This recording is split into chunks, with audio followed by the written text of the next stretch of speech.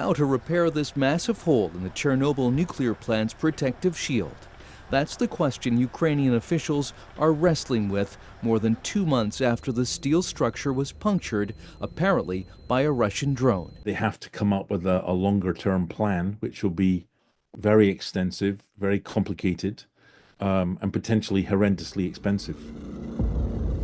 Moscow denied it was behind the February 14th strike that caused fires to smolder for 3 weeks through the confinement shelter's membrane.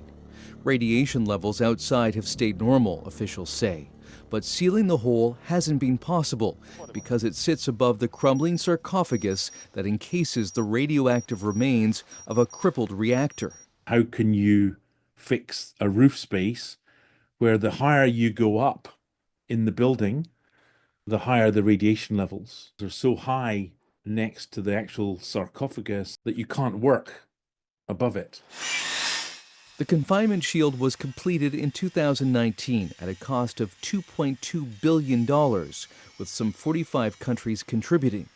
It was installed over Chernobyl's reactor number 4, where a safety test went wrong on April 26, 1986, and caused the world's worst civilian nuclear disaster. В эфире радиожурнал «Советский Союз». At the time, Radio Free Europe, Radio Liberty informed listeners behind the Iron Curtain about radioactivity spewing into the atmosphere. It was clear that eastern winds brought a radioactive cloud from the Soviet Union. Most of Chernobyl's workers lived in the neighboring city of Pripyat. Now a wasteland in the exclusion zone around the plant, RFERL's Ukrainian service recently visited the site of this once thriving community. At the time of the Chernobyl accident, about 50,000 people lived here. All of them were evacuated, and now there is nothing in the city except abandoned buildings. With Chernobyl's containment shield damaged, one of its key purposes has been lost. It was designed to safely dismantle the sarcophagus to allow the removal of radioactive ruins of the reactor. There's like 4 tons of very fine radioactive dust inside.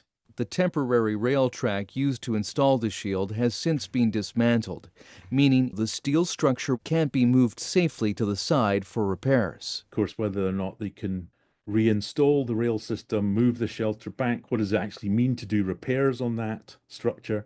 It's a very, very serious, enormous challenge for Ukraine at a time when it's faced with so many other challenges. The European Bank for Reconstruction and Development has earmarked $450,000 to assess the drone damage.